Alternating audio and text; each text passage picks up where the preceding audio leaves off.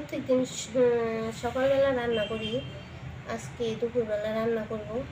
তো সকালবেলা দুধ মুড়ি খাওয়া হয়েছে। কালকে ডাল রান্না করছিলাম, আজকে মাছ নিয়ে আসছে, বাটা মাছ।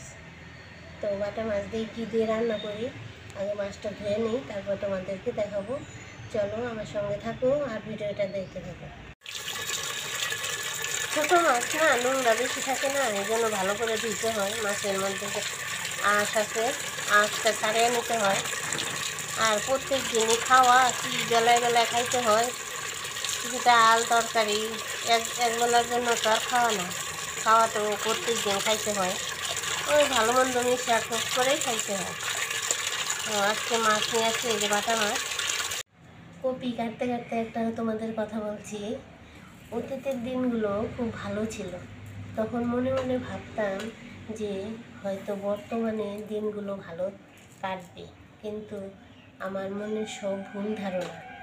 এখন দেখি সবই পাল্টে গেছে।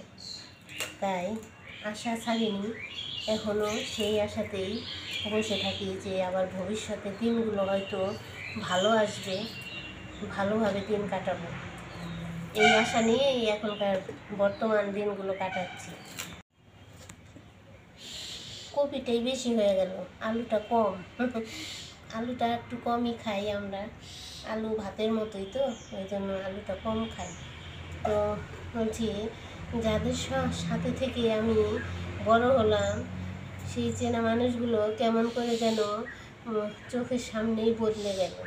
আমি তাতে দেখি আর মনে মনে ভাবি যে কাদের আমি এতদিন আপন নিজের লোক ভাবতাম, তা নিজের মনকে বিশ্বাস করতে পারি না যে এরাও আমার আপনজন ছিল।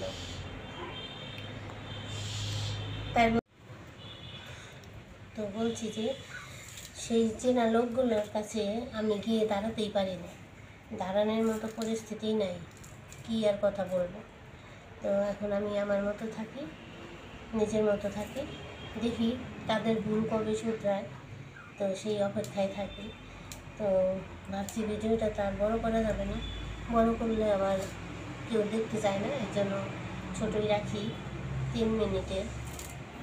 আজকের মতো এখানেই ভিডিও রাখি, পরে আবার নতুন কোনো ভিডিও নিয়ে কালকে তোমাদের সঙ্গে আসবো।